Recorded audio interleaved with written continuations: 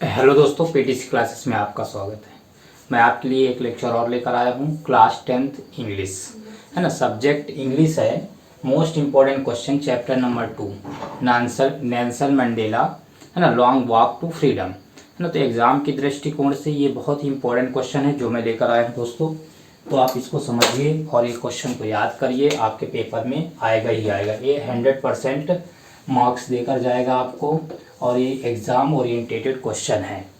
ठीक, तो पहला क्वेश्चन है, where did the ceremonies take place, can you name any public buildings in India that are made of sandstone.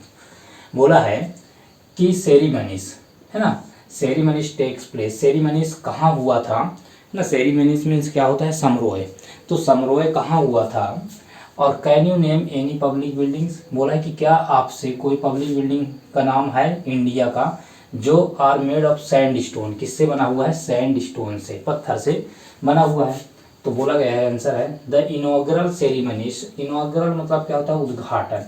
Inaugural ceremonies, ceremonies यानी समारोह, took place in the lovely sand stones amphi theatre form. Amphi theatre का मतलब क्या हो जाएगा, आप सबको पता होगा। एम्पी थिएटर का मतलब होता है, एम्पी थिएटर का मतलब है अखाड़ा है ना, कहा जाए तो हिंदी से अखाड़ा कहा जाता है। Formed by the union buildings in Pretoria, कहाँ, union buildings in Pretoria South Africa में।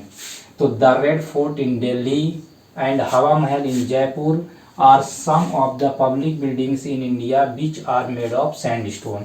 तो देखिए कहाँ, ये साउथ अफ्रीका की बात किया तो AP theatre formed by the, AP theatre यानी क्या होता है, अखाड़ा।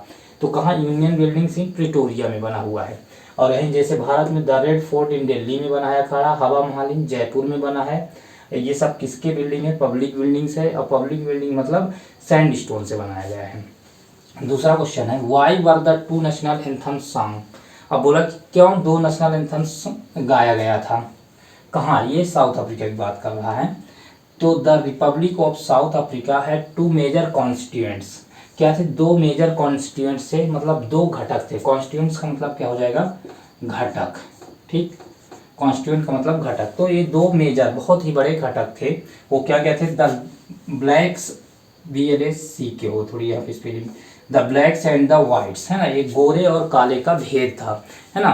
काले लोग को वहाँ पे गोरे लोग कभी प्रधानमंत्री नहीं बनने देते थे, राष्ट्रपति नहीं बनने देते थे, उनको किसी में भी अधिकार नहीं देते थे। सिर्फ गोरे गोरे वाइट्स वाले थे जो।